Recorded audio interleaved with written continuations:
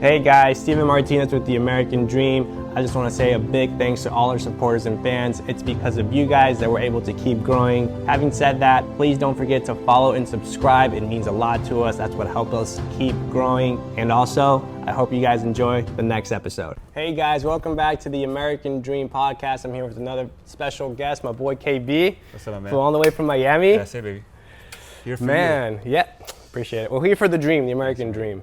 I know we met through our mutual friend Kaiser, and Kaiser spoke really well about you, by the way. And then I know you reached out with our event and all that good stuff, and you have a pretty crazy story. And I wanted to ask you more about the story, but I knew we were doing the podcast. I was like, I would just say it for the podcast. That way they're shocked and I'm shocked too. You're right. Take us through that journey of KB, growing up, everything. Yeah. So before we start that, Kaiser. Amazing individual. Yeah, he's good people. He's my brother. I mean, I met him like 2 years ago on social media. All our social media is unheard of. And you can look at girls' asses and look at cars and waste time, or you can make connections the way with Kaiser and I did with you ultimately, right? So shout out to Kaiser, amazing guy. So yes, I'm from Brooklyn, New York, born and raised Brooklyn, New York to immigrant parents, mom and dad from Pakistan. Dirt poor, came to Brooklyn, 1-bedroom apartment, decided this corner, and my dad decided to leave us at age, I was 5. He just walked out. Single mom, raised me. Grandmother moved in with us on welfare, food stamps, Brooklyn in the 80s. You're a young kid. I'm born in 82. 80s and 90s in Brooklyn, New York, the crime was the highest. Drugs, hoodlums all over the place. So being born and raised without a father, a male figure, was tough. Real tough. And so they got divorced. My mom raised me, and life was what it was, right? When I turned 17, she got diagnosed with cancer. She was like 38, 39. I'm sorry. Yeah, and and she came home one day and she's like, "Oh, I have cancer." 17 years old, Brooklyn, New York. You're hitting puberty, testosterone's all over the place. You got girls, you got partying, and your life is something else. And now you get some bad news. So we decided to move in with my uncle in Miami, Florida. We left Brooklyn, New York, come to Miami, Florida, and I was her only son, only child. I love my mom, very close to her, as most sons are. Me and Kaiser talk about love for a mom many times on our podcast and off podcast. So very close to her, and she came to South Florida with me, and for me to numb the pain, I started to party. So I started to make a lot of money. I got into loans in real estate, 21, 22, great money for back then. In Miami Beach playground, you know what I mean? You got the most beautiful girls, right? Drugs are all over the place. And I started to numb the pain by partying and doing drugs. Fortunately, 2004 came and she lost her battle with cancer. So I lost my mom. I was 21, 22 years old. She was literally 44, 45. Wow. To put in perspective, I'm 43 right now.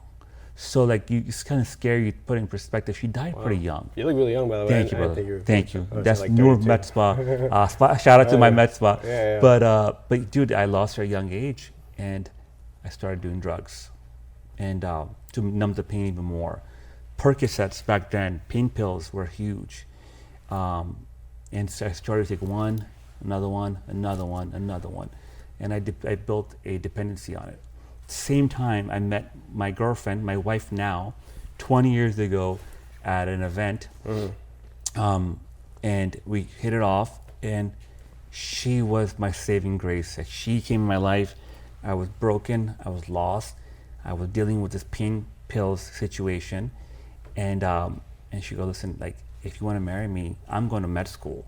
I have a bright future. I'm ambitious." She also comes from a very working class family, both parents from Pakistan. So she's like, "Babe, I have a future. You want to ride with me? Let's go together. Let's become a power couple." And then so she got me some good counseling and was there for me, my foundation.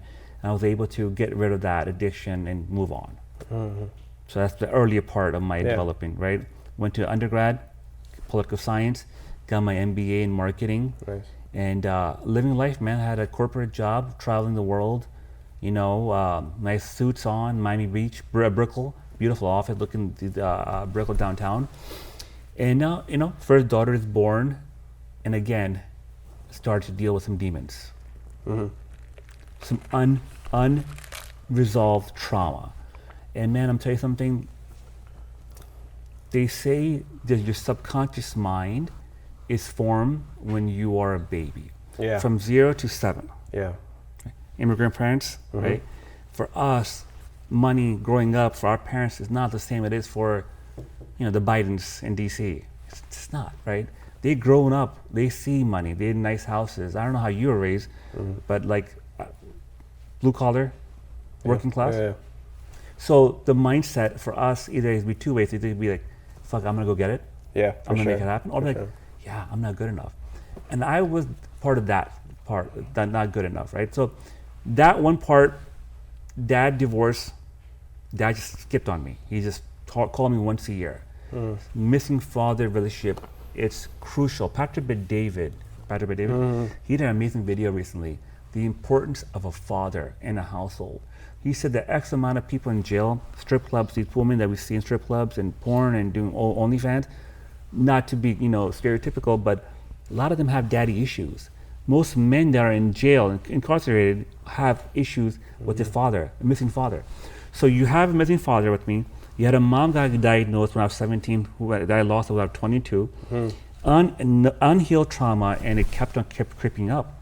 And again, I was dealing with addictions on and off.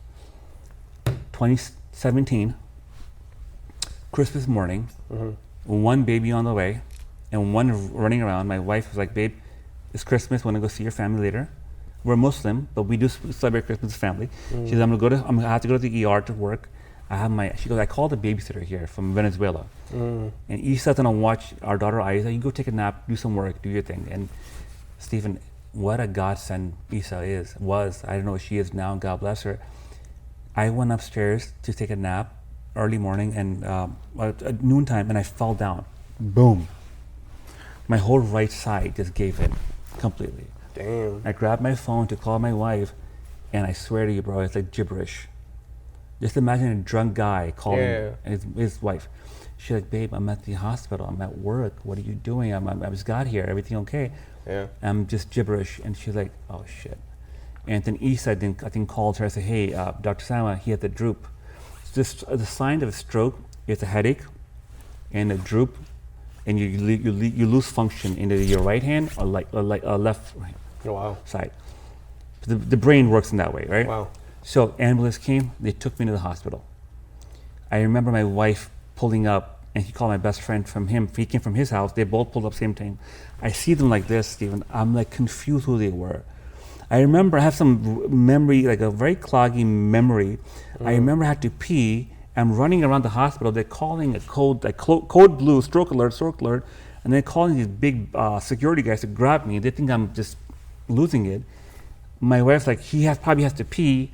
I remember this story. She goes, do you have to pee? I go, yes. He gives me a bin. He goes, give him a bin. I'm peeing, and a nurse came from behind me and gives me a shot. And I turn around, and I'm just, damn. Do I wake up New Year's Day, Christmas morning to New Year's Day? Imagine, I have a ventilator in my mouth. Like a week. A week. 35 years old, right? Damn. Dude, one of my best friend, sitting right next to me. Shout out to Dr. Fawad Mohideen. He's sitting right next to me, and he looks around, and he goes, bro, you had a stroke. And I'm like, I'm confused. He goes, your baby Isaac's okay, Simon's okay. You had a stroke, man. And I can't ever forget the fact that this best friend of mine dropped everything to be with me at the hospital.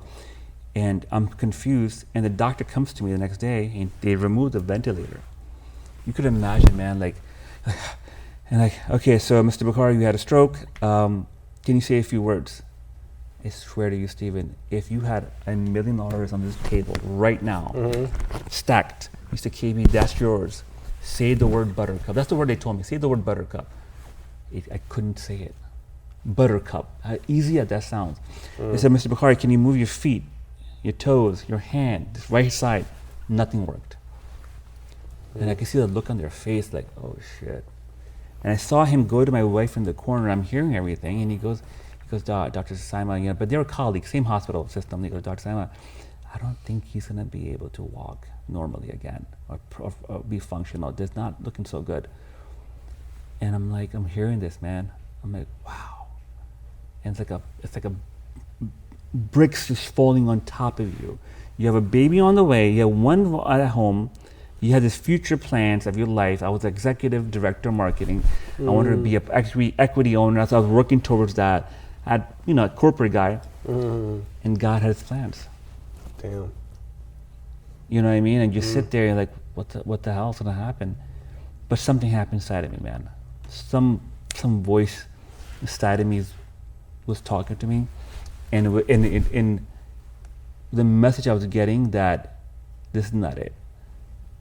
This is not it. And I remember, man, Stephen, I swear to you, I get goosebumps thinking about it. So I'm not religious. I'm more spiritual. I believe in a higher power. I look up and I say to God, I go, God, if this is it, this is it.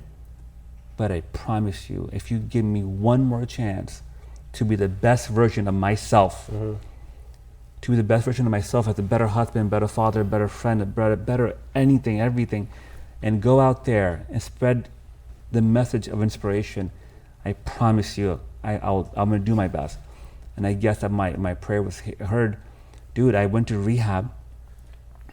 Before that, like Stephen, imagine a 35-year-old grown-ass man sitting in the bed. When you have to go to the bathroom, you have to call someone to come. Like that was the most, you get humble so quickly. Yeah. You're functioning, bro. Like literally, Christmas Eve, you have plans. I had my cousin's wedding. We're dancing. We had a great time. We're having pictures together. And then a week later, your friends and family came to say goodbye to you, and now you wake up and you had a dilemma that you may not walk again, talk again. Provide for your family. So fast forward to go to rehab, and bro, I was determined. Like nothing else before. I have to get through this. And I got my phone back. I'm going through self-development stuff. So I came across Patrick Bet-David and Milet, all these people we all look up to and for inspiration. Spirituality, Islamic stuff. I'm Muslim, going back to my connection to God again. But man, it was tough. Rehab was tough, man. I mean, I had to learn how to walk on a cane, then slowly wheelchair to a walker to a cane. Damn. Speech therapy, studying like this. Okay, now KB, imagine, hey KB, now you can say the word apple. Say the word apple. And you're going like a little kid. You're learning this stuff. The mental impact that it had on me, like, wow. God is good, man. God had other plans for me. I survived the stroke. Not only did I survive that stroke, by the way, not many people survive that. Wow. At that age, it's very rare to a 35-year-old to have a carotid artery. It's an artery everyone else has. And what was the cause of that? Obviously the artery, but what led up to it? No one knows. You think it was just lifestyle, not taking care of stress? It could happen from car accidents. If you jerk your neck too fast, it could happen. People go to the chiropractor, they get their neck adjusted. I recommend not to do that. Really? Yeah. Oh, wow, I do that not all the time. Be careful. I do it. Have a good professional guy. Talk to him. When some people like blow dye their hair, I do my hair. Your neck sometimes, if you get your neck to a certain angle, I could do that to you. Wow. It could be multiple reasons. Sometimes it's genetic. And I did testing. They never found out what it was. I'm in rehab. And bro, the scenarios I had in front of me, I had this one kid. I was telling the story the other day. 22-year-old, good-looking kid, white kid, nice belt. Oh my God, Stephen, they broke my heart. I thought I had it bad. This kid was completely paralyzed. His father had an HVAC company. You could see this thing. My dad does HVAC, so I know HVAC world a little bit. And I'm like, man, Dad, there for supporting his son. I'm like, he's going through that, and I'm complaining about this, right? And bro, before you know it, I was able to learn how to walk again, talk again. I had to move in with my in-laws. My wife was traumatized. She's about to give birth. She's gonna take all time from work. We have these huge hospital bills coming in. So we moved my in-laws. God bless my in-laws. I love them to death. Those two were my guardians. They're more like my parents and my in-laws. They gave me their master bedroom. His son, take your time healing. They helped me with my kids. And bro, so I go back to my job 2 months later. And shout out to my boy Alex. His company name is Azul Tech company, South Florida. And he was paying me while I was in the hospital. He called my wife, I'm gonna keep helping you out. Yeah. But the time came, I went to see him and he goes, hey man, let's go for a walk. I'm like, wow, this doesn't sound too good. And he goes, KB man, I waited for you and and I'm kind of worried about your health, man. Maybe this was too stressful for you. So we decided to move forward without you. See, when I heard that, I was like, what the fuck? Are you kidding me? So now you don't even have income. Now I have no income. And I'm like, he was a mentor of mine. His story is amazing. You should have him on here one day. And I'm like, Alex, I'm like your brother. Like, we started this company together. I started with them. It's his company, but I jumped on early on. Yeah. And his marketing guy, his branding guy, he goes, KB, I love you to death. And he said something to me. At that time, I wanted to punch him, but he was so right. He goes, KB, you're made for greatness. Something more than this. Like, this company, for you, your role here, you're done. You're done for it. There's so much more you can have to offer. I'm like, you're saying that, I'm gonna sue you. I was so bitter. I drove home, man, and I'm crying, bro. I'm crying. A grown-ass man crying, like, what happened to my life? I get home, my in-laws know, and they gave me a hug, and my wife's like, listen, let's sit down, let's talk about this. And bro, I'm going to do Zoom interviews. 6-figure jobs, amazing jobs. I'm bombing, bro. Speech is 100%. And probably wasn't that bad as for you on the other side, but in my mind, the confidence is here. So I'm bombing these interviews left and right. No one's calling me back. What the fuck? What am I gonna do here? Damn. Dude, found self-development. Tony Robbins, the mind, how the mind works, subconscious, conscious mind, habits, the habits of the millionaires, habits of the people, the high achievers, high performers. Just dived into that stuff, man. My wife's like, listen, babe, you're good connecting people. You did real estate in the past. Just do real estate. Oh, I forgot to tell you. They told my wife, Dr. Sama, his brain won't function the same. He probably lost 10 to 50% of his brain. Jeez. So her hopes from me, my man, were not really high. Yeah. So she goes, listen, babe. Like, look, I'm a doctor. I'll go back to work eventually. We'll make it work, right? I have to live with my in-law, with your parents. I'll live with my parents. Just go sell a house. Go knock on some doors. Get yourself busy again. Get your brain working again. And I go, okay, yeah, you're right. I go, you're okay with that, because we were part of this social circle with a lot of surgeons and doctors, and that's what Pakistani Indians do, right? Either we own 7-Elevens, or we own community stores, or we're doctors, right? And some entrepreneurs. Nice. And I'm like, man, like my friends look at me, I got a realtor, oh my God, I have a degree. And for me, my ego, like a realtor below you. Anyway, I went to my exam, I passed it, and bro, before you know it, things started to work for me. I discovered the law of attraction. You familiar? Yeah, of course. What you put your mind to, what you visualize, what you pray about, and what you work about. With the work you put into, doors will open up eventually. God will work in mysterious ways. God will put people like yourself in front of me in my journey. Man, Stephen, I went from first month to 2 listings, knocking on people's doors, sharing my story. I'm like, fuck it, bro. Some people are like, some of my friends are like, man, this is kind of embarrassing. You want to share this with people? Like, you should just let it go. You should have passed. And I thought about it. I'm like, why, man? This is me. It's who I am. I'm not going to hold on to it as resentment from God. No, it came and went. I learned a lot, but I'm going to share my story. Dude, and one of my buddies like, yo, you shouldn't do that, bro. The worst advice, bro. This story of mine has opened so many doors for me. I'll be speaking on stage in a few months, sharing this story, right? And dude, people are like, yeah, man, we'll give you a chance. Bro, 1 listing, 2 sales, 1 boom, Robert Slack, broker in South Florida, in Florida. And how old were you when it started to kind of? 37. Okay. It's like 6 years ago, 6, 7 years ago. Okay. The speech is not 100%. Well, it sounds great to me, man. Now it is. Back then, I'm saying, after stroke. Okay. Knocking on the door. Hi, Steve, your house for sale. Nice to meet you. By the way, if some words don't come out the right way, I had a stroke 6 months ago. No problem, KB. You're speaking fine. You sounds good to me. No problem. Let's talk about your house. Bro, 1, 2, 3, 4, 5. Started killing it. My broker calls me. He goes, listen, we have an opportunity for Orlando.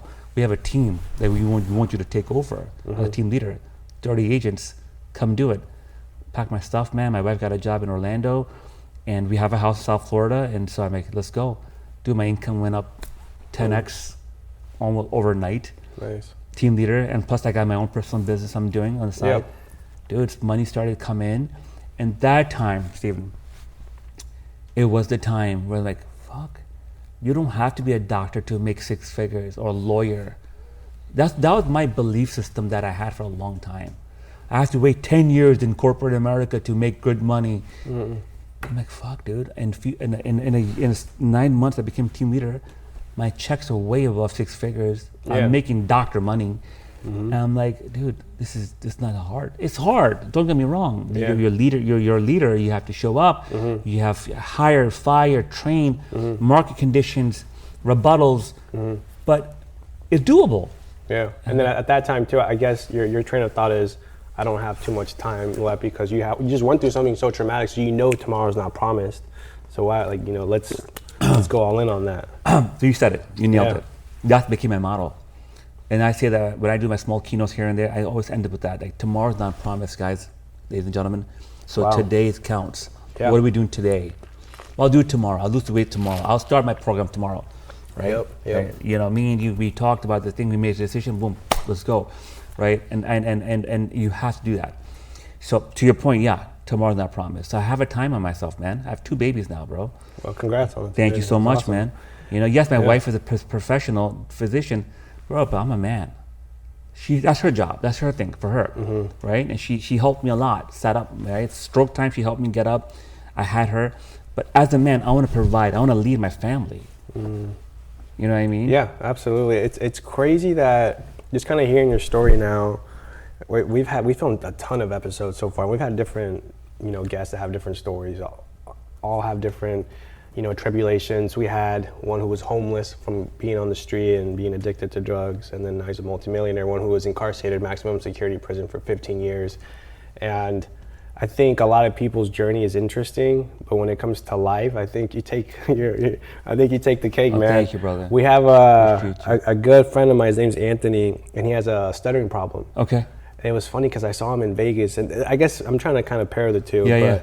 He was doing last year he did 10 million, and he does door-to-door sales, but he stutters. So imagine doing door-to-door stuttering. So I kind of like, I kind of understand that too. Obviously, I've never been through what you're going through, but I try to kind of, have some empathy and relate a little bit. My parents got divorced when I was young. So you know the feeling. Yeah, I know the feeling of that, working class, sacrificing everything for an opportunity. But take me through the mindset of that too. I want to touch base on a few things. Please. One is, and I think it's important because I also had a phase, and when I told you I went to Scottsdale, Arizona, I was 21, 22, a director of sales making 6 figures for the first time. I'm not sure if you've been to Scottsdale, but it's like a Miami version, right? Very nice. So I understand when you say, getting lost, the partying, the women, the this, the that. And the money coming in. The money coming in, money I've never seen before, so I'm not used to it. Good looking guy. Yeah. People approaching you. Yeah, so people are loving you. And then one of the reasons why, aside from the entrepreneurship and wanting to work for myself, was more, let me step back because this isn't aligned with my morals, my values, who I am as a person. I'm leaving. But take me through those dark moments, which I think you make it sound easy, but it's tough to get out of those moments because I still know people that are still stuck in those dark times. What did you really do to get out of that? The dark time was the stroke time or the drug abuse? The drug abuse first. Oh, dude, that story. Yeah. I don't know. My wife's gonna be comfortable with me sharing this, but I think it's time to share it. It was tough, man. It's the painkillers and opiates. Anyone have done opiates, man? Biggest full disclaimer: do not touch opiates. People get root canals, they get back pain, surgeries, and they get big. Back then, 20 years ago, it was a thing called a pill mill. These things were new on the market. Doctors didn't know how bad it was. So if you came in, Steven, and you say, hey man, doctor, I have a back pain. Here you go, 150. 150 street value worth $30 per pill. So I met a buddy, this is going back to my 22 when my mom died. I met a buddy in my mortgage company. He goes, Elias, I hope that he's alive, I don't know. He goes, man, KB, you told me you have a back problem, you got an accident. Come with me, bro. I'm like, we can go to this doctor across the street, and I know him. We'll show you MRI. He'll give you a script. You go fill it. Give me some. take some for yourself, and go sell the rest. And then after that, one doctor, then you have 2 doctors, and 3 doctors, 4 doctors, 5, and you can go to multiple doctors and do this. I knew guys, personal friends, that were making back then in 2002, 3, 4, 5, 20 to 30K a month with this scam. Eventually, the government caught on. Now it's just more strict. Now there's a system. If you go to Walgreens, if you go here, Steven, what are you doing? No, you. But back then, it wasn't like that. Got it. Opiates, man. You take one, Percocets, like you graduate to Oxycontin. Then you come to a point where you're now not taking it orally, you're crushing it. You're snorting it. True story. I had a friend in my car. I dropped one of my pills. I'm going fucking nuts, dude. Like imagine you lost $1 million. Like it's like that. Yeah, I say, buddy, get the fuck out of my car. He's like, well, KB, what are you talking about? I'm like, dude, get the fuck out of my car. I lost my pill. And okay. He steps out, and bro, I undid the whole car, and I found it, and I'm sweating, and I'm like withdrawing. Yeah. Dude, it was the worst feeling in the world. It was so, I can't believe. Like the withdrawal of it? The withdrawal. Okay, like I need it? You need it. Because eventually you built a dependency to it. Yeah. So before it's a high. In the beginning it's a high, you enjoy, you feel like, right, oh my God, this is so cool, chill. But eventually your body needs it just to function. My job at that time, a loan officer at a mortgage company, my broker, like, what the fuck's wrong with you? You come in, you're sweating, you're pale, you're coming late to work every day, you're always going to the bathroom, you're always scratching your nose. And I'm like, yeah, no, I have allergies. And thank God I was able to find a solution for that. A doctor who helped me come off of it. They gave me another medicine to come off of it. And that was that. But I remember this one night, the next day I had to go to see the doctor. And the doctor said, hey, you have to be off that stuff 2 days so I can help you. Steven, I was renting a room for my friend. I'm throwing up. I'm running to the bathroom. I'm throwing up. I'm sweating. I'm hot. I'm cold. I can't eat nothing. It was hell. I'm tossing, I'm turning. I'm itching. Just like the movies, man. That's crazy. It was horrible. Wow. And people lost their lives, bro. Yeah. Adults, entrepreneurs, lawyers, doctors lost their lives. I know a few people that have lost their lives personally, from painkillers. Yep, one of my good friends, rest in peace, his name's Corbin. He was actually one of the first people that believed in my first event. Yeah, 33 years old, stud, rest in peace. 6'2", 6'3". Wow. Smart guy, and I noticed he had a little bit of a substance abuse with that end. And he was the one that was like, man, I love what you're doing. I'm going to believe in you. I'm all in, this and that. And he supported it. He gave me $25,000 to help build the vision. And then like over a year ago, I got the call from his former fiance, or widowed. And yeah, he passed away on an overdose. Yeah, so I understand that.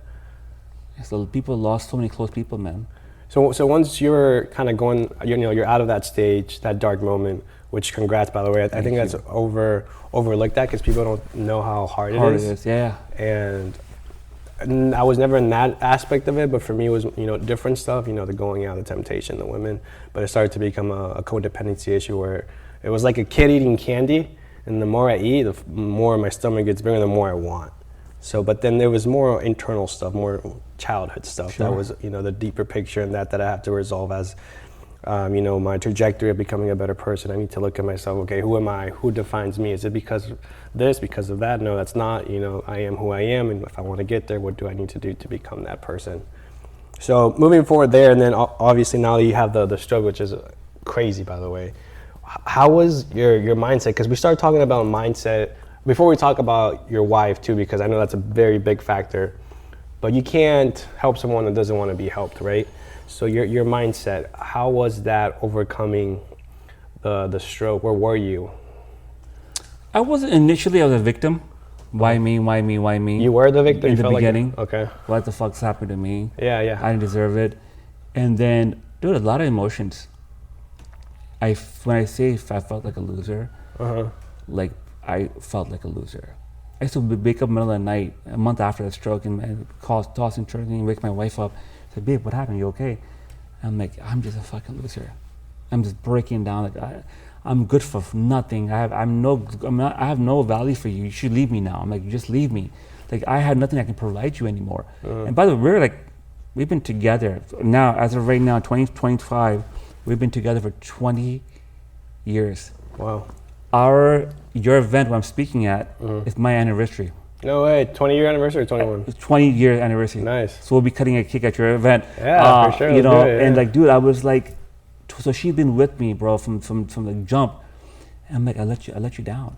So the mindset was so weak, so abused, victimhood mentality, all on me. But the self-development and the connection to God helped come out of that. And then when you got out of that, throughout everything in general, how important was having a strong partner through it all? Oh, crucial. Do you think you'd still be here if she wasn't here? That's the question I get asked quite a bit. Yeah. My family likes to rub that in my face quite a bit. That you are what you are because of her. Yeah. My friends, sometimes it gets a little bit irritating. Like, give me some credit, right? Yeah, I did it too. Like, I did it too, right?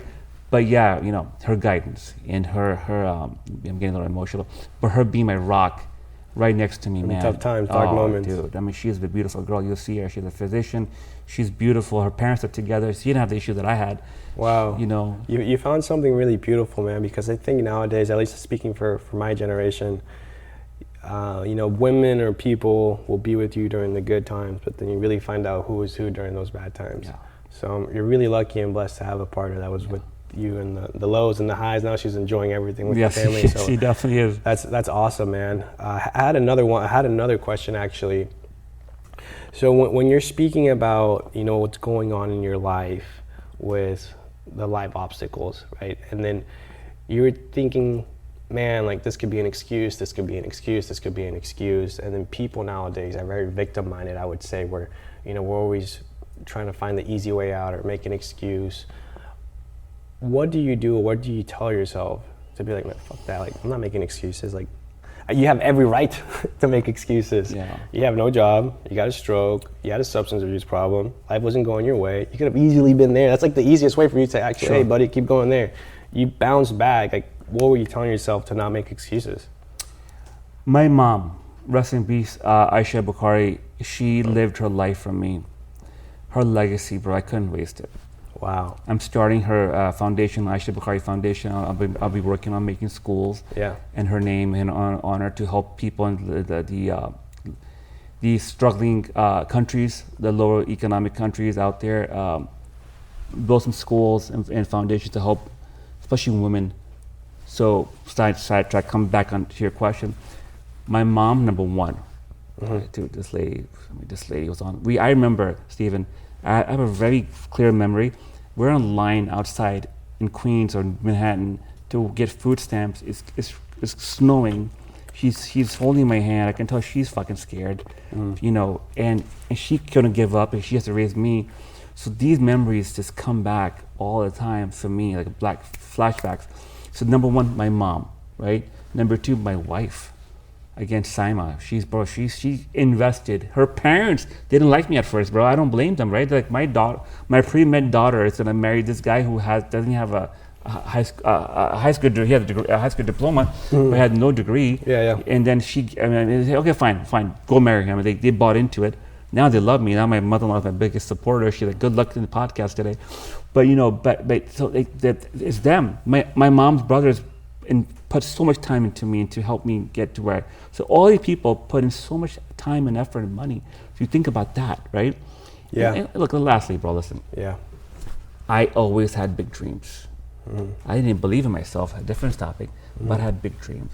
So besides my wife, my in-laws, my uncles, my mom, my kids, my babies, how about me? And so it comes back to me, what do I want to leave the world be known as?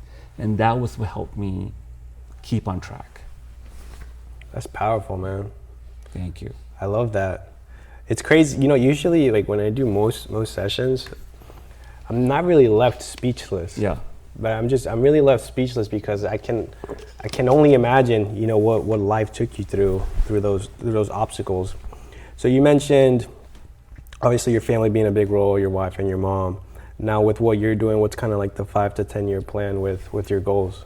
Yeah, good question, my friend. A lot, man. First and foremost, Stroke of Success podcast media company. I'm working on that. We talked about that. I have over 70 guests so far. Kaiser, my boy, was on it. I love his interview. It was one of the best interviews ever. I had Andy Elliott on it. I'm talking to Brett. Nice. Yeah, we did virtual. Okay. His team called me. I've been talking to him for a little bit. You ever met Andy? Yeah, I have. I went to his headquarters in Fountainville, in Scottsdale. Awesome guy. Talked to David right now about it. Patrick gave me a little challenge. You have to do X amount of videos and X amount of subs before I come on your podcast. Patrick's been my mentor for a long time. So wow, you know him personally. That's awesome. we have talked one-on-one. He has an app called Manek. So if you could pay for it, talk to him, and does he know me by first name? I don't know, but we have talked, and we have come across each other. So Stroke of Success, that's the vision behind that. I want to make that into a mastermind. I was talking to you off camera. I want to make a mastermind with that. I want that to be a company where maybe I do a series with Netflix or Amazon, where I go and I spend the week with Steven and the day as Steven, entrepreneur, and see his media company behind the scene. And I want to do a full 360 behind entrepreneur journey and do that content for my audience, right? So that's one part. So I'm very excited for that, right? Not more important, but the bigger part of my life, my dedication, my focus right now is the med spa. So 2 reasons. Single mom, out of shape, had no money. There was no place back then for her to go get weight loss, take care of herself. Maybe she did those things, Steven. She would have been around right now. Because my mom had a lump in her breast. She ignored it for a year. Oh, wow. She was ignorant. She was like, oh, nothing. She said, if I go, maybe they get bad news. If I don't go, there'll be no bad news. My dad's divorce left my mom broken. If there was a med spa, type of med spa we have right now for her, she can come in and do payment plans. She would have been alive right now. So that was a big inspiration for me. Number 2, after the stroke, my wife gave birth. I'm out of shape. I'm like, babe, the med spas around here in Miami, they're all like, duck lips and big booties, and maybe we'll open our own med spa, like a family place, right? So that men and women can come and feel comfortable and get the proper care, bring their kids in. And my mother-in-law, God bless her, she's like right behind me, like, yeah, open a med spa, both of you. So that idea is brewing over years. Yeah. Fast forward, we're in Orlando, real estate took off, my wife's a successful doctor. I'm like, babe, let's work together. The real estate, I'm not retiring from it. I'm kind of put on the side. I have a book of business. I deal with them. I have a team. Let's go conquer something together. We opened the med spa. We came with the name Noor, N-U-R. And Noor in Arabic means the inner light, inner beauty. We opened one location about a year and a few months ago. It's been a hit. Knock on wood. All glory to God. The plan now is to multiply and open multiple locations across the U.S. How important is health now? I assume with everything that's gone in your life, if anyone, the good thing is too, I've noticed there's a big shift now for entrepreneurship focusing more on health. 100%. Anybody, in your opinion, how important is health? Why should someone take care of themselves? Dude, entrepreneur, you're young right now. Yeah. God bless you, and you have a bright future. I would say continue with your health now. Yeah. Don't wait at your age, I was not as healthy. After the stroke, I work out. I have trainers. Yes, my weight goes up and down. I have a little belly right now, and I'm going to lose it for your event coming 2 months. I have a trainer. I'm cutting my diet down, but I do boxing. Boxing not only helps me with my mental aspect of life, but also post-stroke therapy. Boxing is amazing. Really, eye coordination. It helps a lot. So after the stroke, health became a priority. Number 1. Number 2, to your point, entrepreneurs are getting into wellness. One thing is to get Botox and get your hair done and weight loss, but the wellness, my friend, NAD is the highest thing in the market right now. The shot we can give you, if you come to Noor Med Spa, as an entrepreneur, it can help you recover your muscles faster, it can reverse aging, and your cognitive mental game will be on point. Listen, you're an entrepreneur, I'm an entrepreneur. We make decisions left and right. If we're not processing in the right way, we're tired, we're hungover, I'm just in a bad day, I don't have coffee. Imagine now, well, hey, Steven, let's do an event in Miami together. You're like, okay, 1 second. KB, you know what? It's not a good idea. Steven, did you process it the right way? I know what I'm doing. For that reason, wellness is huge for entrepreneurs. and for myself also. Aside from the NAD, what do you recommend would be like top 3 things someone could do to keep their health peak? Yeah, I look water. Drink consistent hydrations. I was in a hospital recently for dehydration at 3 days. I was in there. You know, this is my best friend now, and people don't understand the importance of water, right? Or IVs too, right? We offer IV, so we do IV in our med spa. So IV, NAD is really important. All the vitamin shots are really important, right? Look, weight loss. You're in good shape. You don't need it. But a lot of entrepreneurs are overweight. Yes, you must go to the gym, have a trainer, have a good nutritional plan, but the weight loss can help with the mental part of it. It does wonders, man. It's been proven the weight loss medicine that we're offering, that the med spas are offering, they're helping with addictions. With alcohol. Really? Yes. The science behind that, I'm not 100% on it, but I'm sure if we can go Google right now, there's a big study that is saying that it's impacting people are picking the bottle less. And by the way, the alcohol companies are hating it. I bet. They're hating it, what the hell? So they're seeing a big decrease in their business. That's interesting. I know we're running a little over time now, but man, I could keep talking to you for hours. Honestly, there's so many beautiful stories there. For anyone watching, any young entrepreneur, someone aspiring to be an entrepreneur, what's your closing remarks, your closing statement to tell them?